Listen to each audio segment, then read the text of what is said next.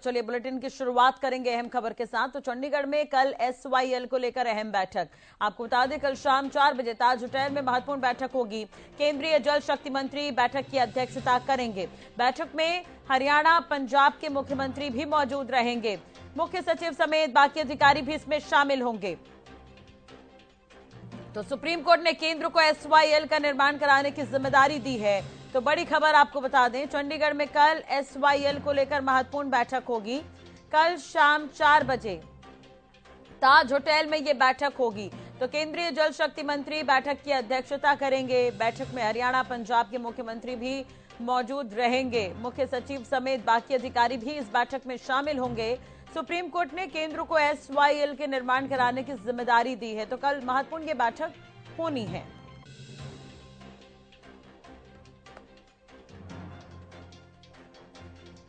तो एक बार फिर से ये बड़ी और अहम खबर आपको बता दें, SYL को लेकर ये महत्वपूर्ण बैठक होगी। कल शाम 4 बजे बैठक होगी और केंद्रीय जल शक्ति मंत्री इस बैठक की अध्यक्षता करेंगे। बैठक में हरियाणा पंजाब के CM भी मौजूद रहने वाले हैं। तो मुख्य सचिव समेत बाकी अधिकारी भी इसमें शामिल होंगे। तो ये बड़ी और अहम खबर हम आपको बता रहे हैं। कल एक महत्वपूर्ण बैठक होनी है। SYL को लेकर ये बैठक काफी अहम मानी जा रही है।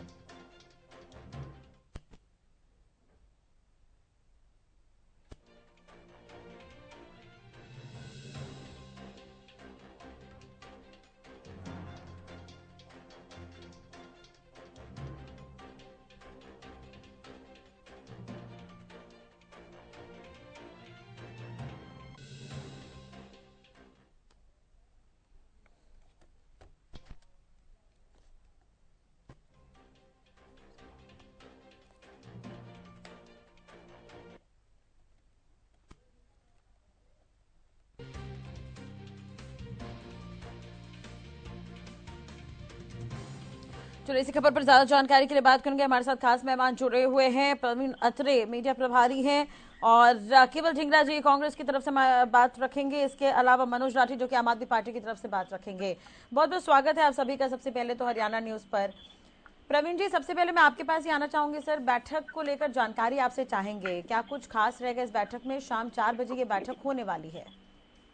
देखिए, ऐसा है, बैठक के बारे में जानकारी तो आपने ही दे दी है कि कल शाम 4 बजे बैठक प्रस्तावित है। और जो बैठक में रहने वाला विषय है वो बड़ा स्पष्ट है कि SYL के लिए नहर का निर्माण कैसे हो, ये विषय इस बैठक का है।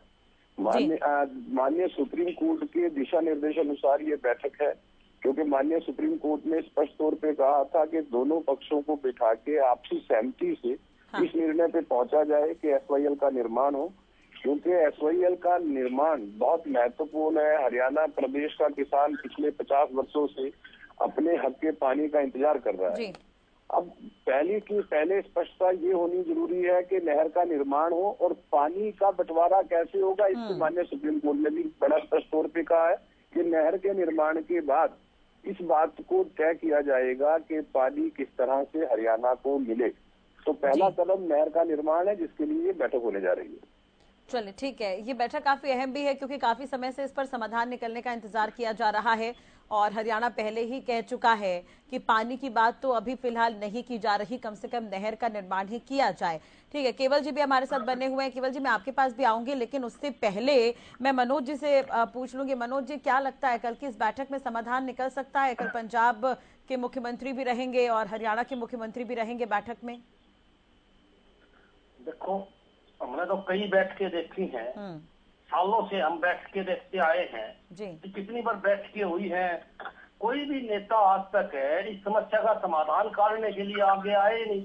मैं तो बार बार एक बात कहना चाहूंगा, पूछना चाहूंगा कि आज 9 साल से ऊपर बीजेपी सरकार को सेंटर में बने होंगे, इन्होंने पानी के लिए क्या किया? सारी दुनिया को पता है। स्वयं मोदी जी ने ये बात कही थी कि 65% पानी पाकिस्तान में जाने लग रहा है 70 सालों से, उसे मैं रोकूंगा और हरियाणा का हक उसको दूंगा। तो बार बार हम पूछने लग रहे हैं कि जो भारत के हिस्से का पानी हमारे दुश्मन देश की तरफ जाने लग रहा है फ्री में, उसको क्यों नहीं रोकने लग रहे? अगर वो पानी रोक दिया जाए तो सारी समस्याएं खत्म हो जाएगी। सारी दुनिया को पता है पंजाब में कि पानी कमी है, हरियाणा में पानी कमी है, राजस्थान में पानी लेकिन कमी है, मनोज जी, आपको भी पता होगा सुप्रीम कोर्ट ने तो सुप्रीम कोर्ट का भी ध्यान। बात पूरी करती हूँ मैं। जब सारी दुनिया को पता है पानी की कमी है और हमारा देश का हिस्से का पानी पाकिस्तान में दान लग रहा है, तो उसको रोकना चाहिए कि नहीं रोकना चाहिए? इस बात के ऊपर क्यों नहीं जवाब देते बीजेपी वाले? इस बात पे क्यों नहीं बैठक करते? जब मोदी जी ने खुले मंच पर ये बात कहा था कि मैं रोकूंगा, तो आज तक कोई एक ईंट क्यों नहीं लगाई? अगर ये ईंट लगाई होती, बांध बनाया होता, तो ये समस्या ही नहीं होती। चलिए, तो लेकिन सुप्रीम कोर्ट का भी आपको ध्यान होगा, उन्होंने तो हरियाणा के पक्ष में फैसला दिया। अभी बात केवल हरियाणा और पंजाब की है सर। हरियाणा के पक्ष में फैसला दिया उन्होंने, उसके बाद जो गेंद है वो केंद्र के पाले में डाल दी है। अब गजेंद्र सिंह शेखावत कल पहुंचेंगे, तो क्या उम्मीद लगा रही है आम आदमी पार्टी उनसे? देखो, हम तो उनसे एक ही उम्मीद लगा रहे हैं कि सारी दुनिया के सामने शेखावत जी कहे कि हम फलाना दिन पाकिस्तान में जाने वाले पानी को रोक के और हरियाणा की प्यास बुझाने का काम करेंगे, डैम बनाने का काम शुरू करेंगे। उनके सबसे बड़े नेता ने वायदा किया था हरियाणा के अंदर ही 2019 में। आज उनको 4 साल हो गए उस वायदे को, उसको पूरा कब करोगे? या फिर सारे ही वायदे जुमले हैं क्या? स्वयं प्रधानमंत्री जुमले और बातचीत करेंगे तो जनता किस पर विश्वास करेगी? प्रवीण जी, ये तो दो भाइयों को लड़ाने वाले काम कर रहे हैं। बने रहेगा हमारे साथ, केवल जी भी बने हुए हैं। केवल जी, ये समस्या कांग्रेस के समय भी थी और अभी भी ये समस्या है। क्या कारण मान रहे हैं कि अब तक SYL पर हल नहीं निकल पा रहा? समस्या तो यही है। समस्या पता कहाँ है जी? समस्या है कि जो इस समय 2016 का ऑर्डर आया था सुप्रीम कोर्ट का, आज 2023 हो गया, 16 से 23 हो गए, 7 साल। 7 साल से भाजपा की सरकार और जो इस मुद्दे को जानबूझ के लटका रही है, सुप्रीम कोर्ट के ऑर्डर को इम्प्लीमेंट नहीं कर रही मोदी सरकार। आप देखिए, सुप्रीम कोर्ट से भी ऊपर अपने आप को मान रहे हैं, क्योंकि 7 साल हो गए। 7 साल से सुप्रीम कोर्ट के ऑर्डर में ये लिखा था कि नहर का निर्माण किया जाए, और 7 साल से निर्माण की बात के लिए कोई मीटिंग के बारे में क्या सोचते भी नहीं। 7 साल हो गए। कितना बड़ा दुर्भाग्य है देश का कि हम सुप्रीम कोर्ट के ऑर्डर को नहीं मानते। बीजेपी की सरकार इतनी निखल्ली सरकार है कि 7 साल से इसको नहीं मान रही। दूसरी बात, आम आदमी पार्टी वाला पाकिस्तान के पानी को रोकना चाह रहा है, लेकिन भगवंत मान जी ये बताएं कि नहर का निर्माण, सुप्रीम कोर्ट का ऑर्डर तो पंजाब के लिए ही है कि आप अपनी खुदाई कंप्लीट करवाइए। और ये जो आम आदमी पार्टी नहीं है, ये पार्टी है खास पार्टी, ये शरारती पार्टी है। और बीजेपी की करवाई थी बिगड़ा थी आप लोगों ने, तो नहर पटवाई थी। बीच में मत बोलो, आप करवाई थी। शर्म करो थोड़ी बहुत, मत बोलो मेरे बीच में मत करो, मेरे शर्म करो। आप लोगों ने ठीक है, केवल जी बने रहेगा हमारे साथ, मनोज जी बने रहिएगा, प्रवीण जी आप भी बने रहिएगा, बिल्कुल बने रहिएगा सर। नायब सैनी क्या कुछ कह रहे हैं इस पर, वो भी देख लेते हैं। नायब सैनी ने भी कुछ कहा है इस पर, बड़ी खबर है ये, और इस पर भी बात कर लेते हैं। SYL को लेकर बीजेपी प्रदेश अध्यक्ष नायब सैनी ने कहा कि हरियाणा को SYL का पानी मिलना चाहिए, हम हरियाणा के हिस्से का पानी मांग रहे हैं। तो ये बड़ी बात उन्होंने कही है।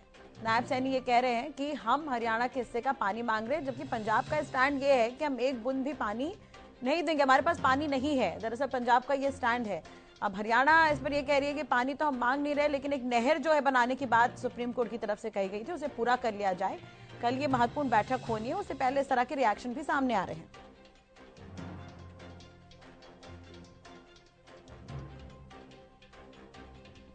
तो कल चंडीगढ़ में ये बैठक होनी है, उससे पहले बयान भी सामने आ रहे हैं। आपको बता दें, नायब सैनी प्रदेश अध्यक्ष बीजेपी के, जिन्होंने ये कह दिया है कि हम हरियाणा का हिस्सा मांग रहे हैं, हम हरियाणा के हिस्से का पानी मांग रहे हैं, तो हरियाणा को SYL का पानी मिलना चाहिए। अब इस पूरे मामले पर पंजाब सरकार का ये कहना है कि उसके पास किसी को देने के लिए एक बूंद पानी नहीं है, इसलिए नहर के निर्माण की कोई जरूरत नहीं है। पंजाब सरकार के साथ पंजाब के तमाम राजनीतिक दल भी SYL के निर्माण के खिलाफ है। इस मुद्दे पर पंजाब के जो तमाम राजनीतिक दल हैं वो एक साथ नजर आ रहे हैं। लेकिन हरियाणा की अगर हम बात करें तो हरियाणा यहाँ पर सुप्रीम कोर्ट का हवाला दिया। अब गजेंद्र सिंह शेखावत यहाँ पर पहुंचेंगे, देखने वाली बात होगी मीटिंग में क्या कुछ निकलकर सामने आता है।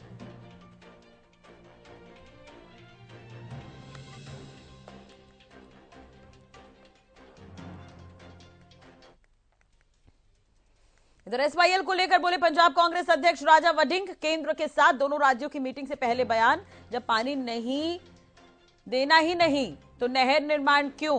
पहले नहर बनेगी फिर पानी मांगेंगे, तो ये एक चाल है। हम कह चुके हैं कि पंजाब के पास पानी नहीं है। राजा वड़िंग ने ये बड़ी बात कही। इस मुद्दे पर ऑल पार्टी मीटिंग बुलानी चाहिए, संयुक्त किसान मोर्चा से भी बात करनी चाहिए।